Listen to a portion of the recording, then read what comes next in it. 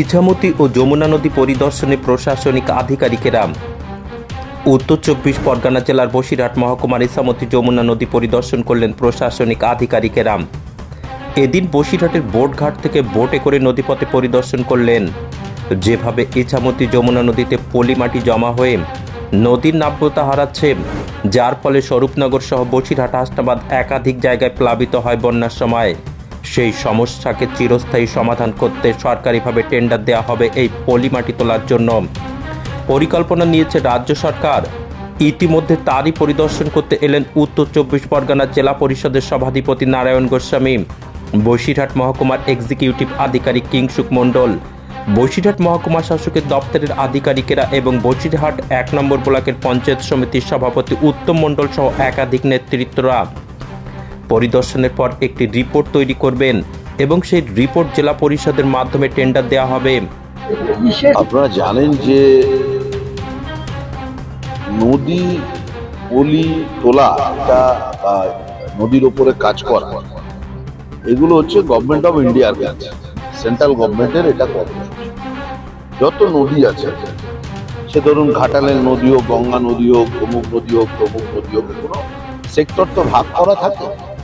এটা হচ্ছে কেন্দ্রীয় সরকার। কিন্তু আমরা দেখলাম যে দেশের কেন্দ্রীয় সরকার, বিজেপি সরকার দীর্ঘদিন ধরে এটা করছে।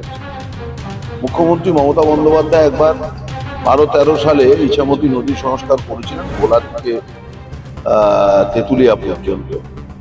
তারপর থেকে আমরা আর এই এলাকাটায় বন্যা দেখি, কিন্তু গত বছর আবার আমরা বন্যাকে ফেস করেছি। বনগাঁ, গাইঘাটা, হাবড়া, স্বরূপনগর, বাদুরিয়া এবং বসিরহাটের বিস্তীর্ণ অঞ্চলে ফ্লাড এফেক্টেড হয়ে গেছে, অর্থাৎ পলি পড়েছে। ইছামতি, যমুনা এবং পদ্মার পলি পড়েছে, যার জন্য তার জল বহনের ক্ষমতাটা হারিয়েছে।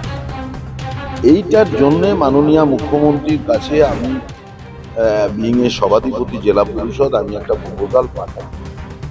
এই প্রপোজাল পাঠানোর পরিপ্রেক্ষিতে উনি এটাকে অনুমোদন দিয়েছেন এবং এটা জেলা পরিষদ এই কাজটা এক্সিকিউট করবেন। জেলা শাসক সাথে কথা বলে, ইরিগেশনের এক্সিকিউটিভ ইঞ্জিনিয়ার এখানে আছেন কিংসুক বাবু, তার সাথে কথা বলে আমরা এটা ঠিক করেছি যে আমরা প্রাথমিক স্তরে নদী সবসময় ডাউন টু দা আর্থ কাটতে কাটতে ওপরের দিকে যেতে হয়।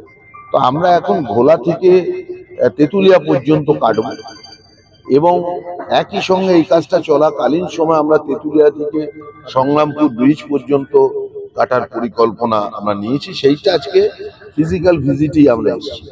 আর ওইগুলো, ওই যে ইছামতির 15 কিলোমিটার নদী পথ বা যমুনার 8 কিলোমিটার, পদ্মার এরকম 8-10 কিলোমিটার, এগুলোর অনুমোদন অলরেডি মাননীয় মুখ্যমন্ত্রী আমাদেরকে দিয়েছেন।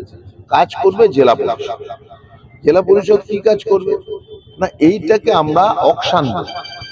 যেহেতু এই রিভারের ব্লকগুলোতে এই নদীর ধারে অনেক ব্রিক ফিল্ড আছে এবং আপনারা জানেন যে অনেক সময় বড় বড় এজেন্সি থাকে যারা রোড ডেভেলপার, তাদের মাটি লাগে, মাটির সমস্যা হয় এবং সেই জন্যে মাটির প্রয়োজনীয়তা এতটাই বেশি যে রাতের অন্ধকারে মাটি চুরিও হয়।